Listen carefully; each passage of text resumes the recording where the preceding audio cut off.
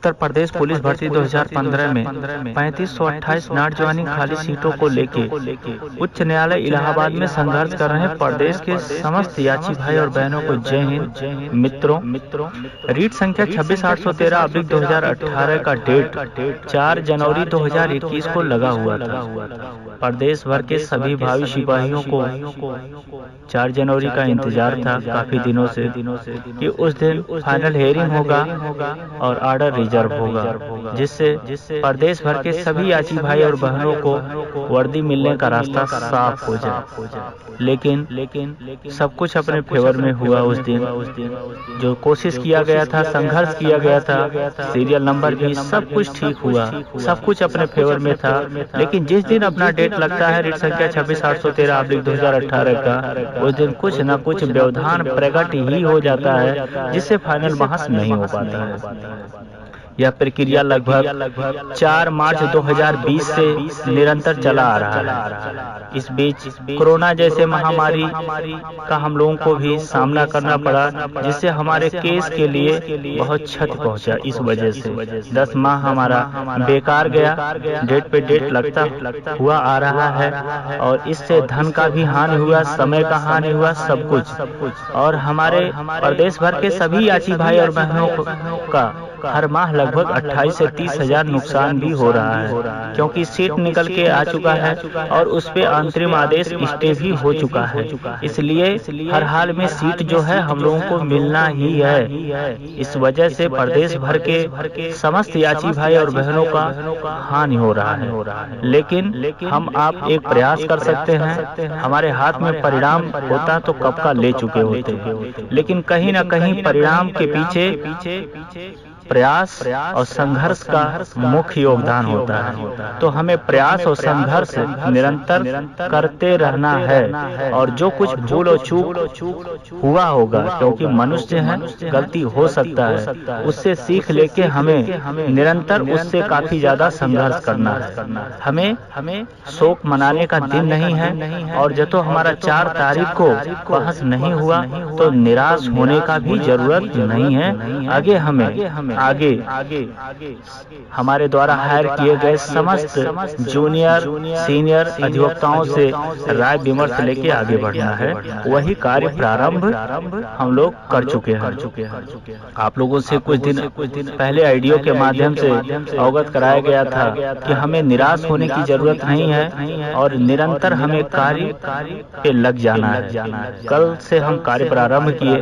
फिर हमारे पास 2 ऑप्शन था। हमें अपने अधिवक्ताओं से राय सलाह लेने के बाद हमारे पास 2 ऑप्शन था, एक एप्लीकेशन और एक डायरेक्ट। एप्लीकेशन जो तो हम देते सोमवार को, तो वो बुधवार को आता कोर्ट में। फिर डेट फिक्स होता, हो पाता कि नहीं हो पाता ये अलग की बात है। लेकिन हमें जो शॉर्टकट का और बेहतर आइडिया नजर आया कि हम किसी न किसी तरह से जो तो डेट फिक्स करवा लेते हैं, कोर्ट तक हमारा केस चला जाता है, तो फिर आगे के लिए हम एक डेट फिक्स करवा लेंगे। और ये विकल्प हमने चुना, और हमारा 12 तारीख को डेट लगा हुआ है जस्टिस विवेक कुमार बिरला की कोर्ट में, कोर्ट नंबर 4 और सीरियल नंबर 37 पे लगा हुआ है। इस दिन हमारा सिर्फ एक डेट फिक्स होगा आगे के लिए, क्योंकि हमारा टाइडर केस है। और कोर्ट नंबर तब तक कोर्ट नंबर 21 में एमसी त्रिपाठी जी का बेंच बैठता है, क्योंकि हमारा 21 तारीख को प्लानिंग रहेगा कि किस तारीख को डेट लगवाया जाए, क्योंकि डबल बेंच में अधिकतर सिंगल बेंच का केस शुक्रवार को ही सुना जाता है। तो हमारी यही कोशिश रहेगा कि 21 तारीख को डेट फिक्स करवाया जाए और उनके कोर्ट में हमारा लगे एक टाइम बाउंड होके, जिससे हमारे केस का सुनवाई हो सके। इसी पे कार्य हमारा चल रहा है, अपने समस्त अधिवक्ताओं से राय सलाह लेके। तो 12 तारीख को जो हमारा डेट लगा है, इससे कोई भी भाई परेशान ना हो कि दूसरे कोर्ट में चला गया है, दूसरे जज के पास चला गया है और अब एमसी त्रिपाठी जी हमारे केस का सुनवाई नहीं करेंगे। ऐसा कुछ भी नहीं है। 4 जनवरी को हमें जो तो बहस करवाने का मौका नहीं मिला, फाइनल बहस नहीं हो पाया, तो केस को रिलीज भी नहीं होने दिए थे। प्रयास सरकारी अधिवक्ता किए लेकिन हम लोग रिलीज नहीं होने दिए। इससे हमें काफी ज्यादा बेनिफिट मिला कि हमारा डेट जो 12 तारीख को लगा है वो टाइड अप है, इसलिए रिलीज नहीं हुआ और रिलीज आगे नहीं होगा। और हमारा आगे जब डेट हमारा फिक्स होगा 12 तारीख को, 21 तारीख के लिए हम कोशिश कर रहे हैं, क्योंकि उस दिन डबल बेंच में सिंगल बेंच का सुनवाई होता है। और जो हमारा कोशिश परिणाम में तब्दील हुआ तो 21 तारीख को हमारा एमसी त्रिपाठी जी के बेंच में लंच के बाद केस लगेगा। इस पे कार्य किया जा रहा है। ये रहा डेट के बारे में और अभी तक का जो रणनीति है। हाँ, 12 तारीख को हमारा कोई बहस होने वाला नहीं है, उस दिन सिर्फ हमारा डेट फिक्स होगा, इसलिए ये कार्य किया गया है रणनीतिक तौर पे। एप्लीकेशन से काफी विलम्ब होता और हम कदापि विलम्ब नहीं चाहते। हम हर हाल में फरवरी के पहले ऑर्डर ले लेना चाहते हैं। इसी पे कार्य किया जा रहा है। कोर्ट निरंतर चलेगा सुचारू ढंग से। कार्य कोर्ट में न्यायालय में प्रारंभ हो गया है सुनवाई, और इधर अवकाश नहीं रहेगा न्यायालय में, तो कार्य करने में भी मजा आएगा। तो इसलिए किसी को निराश होने की जरूरत नहीं है। जो तो आपका बड़ा लक्ष्य है तो बड़ा संघर्ष की जरूरत पड़ता है, बड़ा कोशिश की जरूरत पड़ता है। इसमें आपको कठिनाइयों का भी सामना करना पड़ सकता है, तो उससे भयभीत और परेशान होने की जरूरत नहीं है। निरंतर अपने कार्य पे लगने की जरूरत है, और जो तो कुछ गलतियां हुआ है तो उससे सीख लेके आगे बढ़ने की जरूरत है। निरंतर हम वकीलों के टच में हैं, और जो भी हमें कार्य करना होता है उस पर विचार विमर्श लेके किया जाता है। बाकी ये दुनिया है, कौन क्या कहता है वो अलग की बात है। हमें सबकी भविष्य, अपने खुद भविष्य की चिंता है कि हर हाल में जल्द से जल्द ऑर्डर ले लेना है, जिससे कार्य आगे बढ़े और जीटीसी पे जल्द से जल्द हमारे प्रदेश भर के सभी याची भाई और बहनों को जाने का मौका मिले जीटीसी पर। इसी लक्ष्य के साथ कार्य किया जा रहा है। ये रहा डेट के बारे में, और सीरियल नंबर को लेके भी और कोर्ट को लेके भी कोई भी याची भाई परेशान ना रहे। उस कोर्ट में सुनवाई नहीं होगा, कोर्ट नंबर 21 में ही सुनवाई होगा। एमसी त्रिपाठी जी के ही कोर्ट में सुनवाई होगा। ये रणनीति के तहत कार्य किया गया है, जो डेट 12 तारीख को लगा है। ये इतना आसान नहीं था, लेकिन हर चीज संभव है कोर्ट में। आप प्रयास करिए तो हर चीज संभव है, और उसी पे कार्य चल रहा है। अब बात आगे। हमारे पास 2 सीनियर हैं और एक जूनियर है।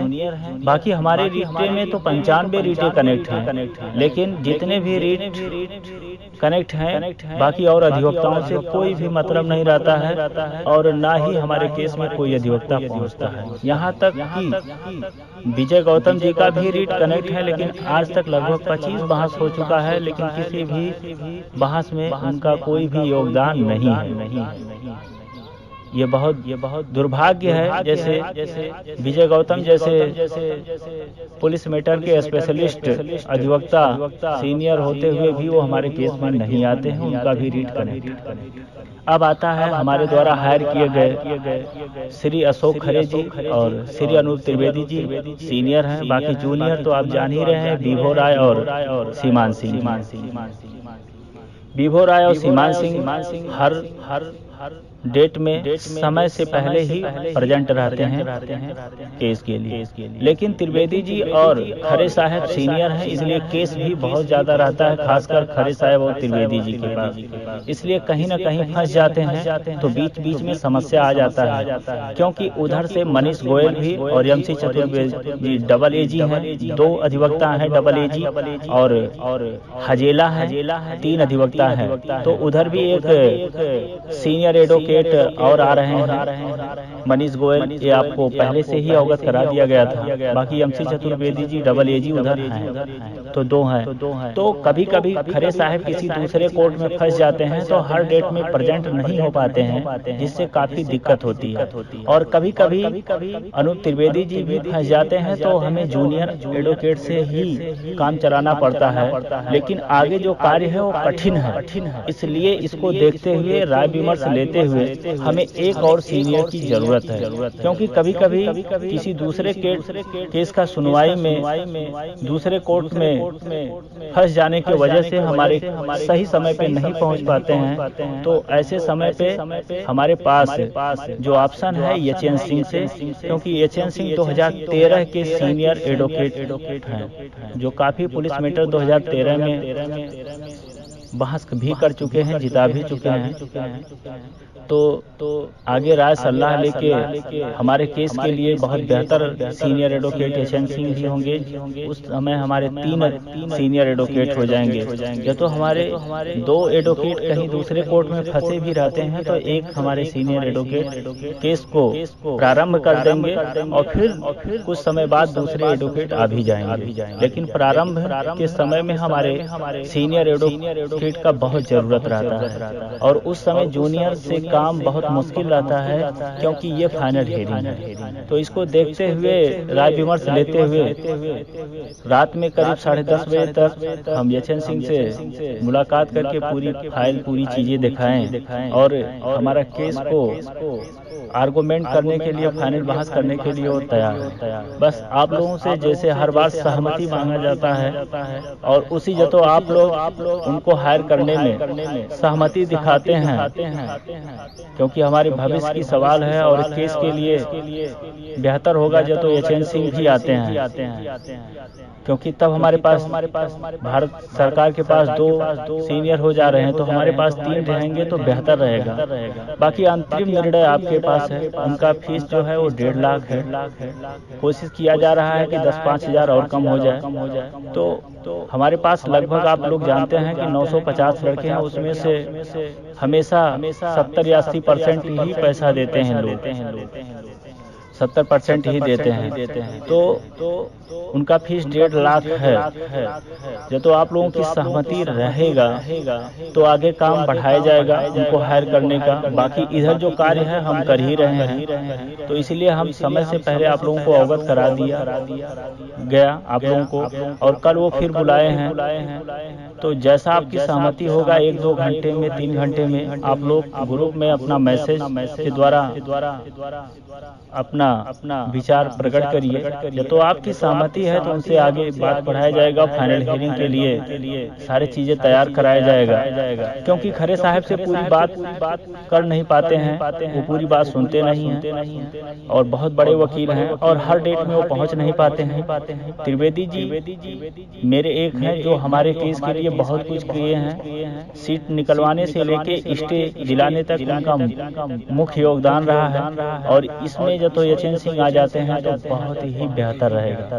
बाकी आप लोगों की इच्छा, हमारी पूरी प्रयास है कि जब तो वो हायर हो जाते तो बेहतर रहेगा। बाकी 12 तारीख को हम डेट फिक्स करवाने की भरपूर कोशिश कर रहे हैं कि 21 तारीख का डेट जब तो फिक्स हो जाता है तो यमसी त्रिपाठी जी के कोर्ट में एक टाइम बाउंड होकर फिक्स रहेगा और लगेगा, जिससे हमारे फाइनल बहस हो सके।